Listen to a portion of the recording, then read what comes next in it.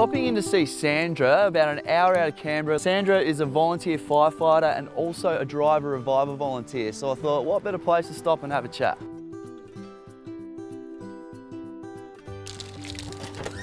Hi. Hello, Sandra. How you I'm going? Josh. Very nice to meet you. you. Come in. Thank you very Come much. in. Thank you. That's all right. You got your pouring technique so down. I do, don't Brilliant. I? So I'm currently living in Michelago and living here. I met Jeremy in 2008.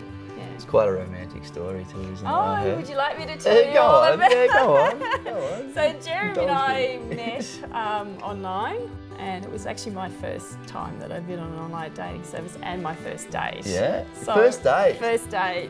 Both Jeremy and I are in the Royal Fire Brigade, so our local brigade.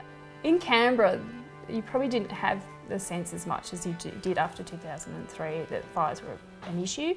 Out here it's something you're constantly thinking about. So you're always thinking, okay, if we have hot weather, like today's going to be quite hot, okay, well what's our plan in place? What will we be doing?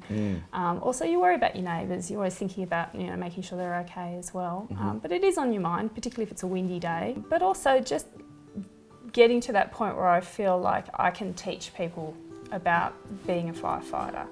It's a sort of a moment where you realise that you've done the hard yards. It's quite challenging for any environment to impart any sort of changes, and because the Royal Fire Service is changing, it's professionalising, things are moving on. Yeah, it's just one of those, that's a challenge in anything that you could talk about. It's not just the Royal Fire Service. Yeah. But being a woman's always just a little bit harder sometimes. Yeah.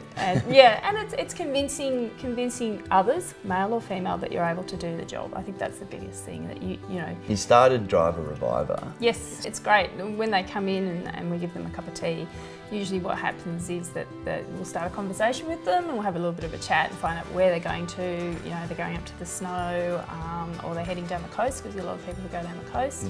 I love to cook and bake, so that's the other thing I might do, because we grow our own fruit. Yeah, it's nice to be able to go out in the garden and say, okay, what have I got in the garden today, and then make something from it.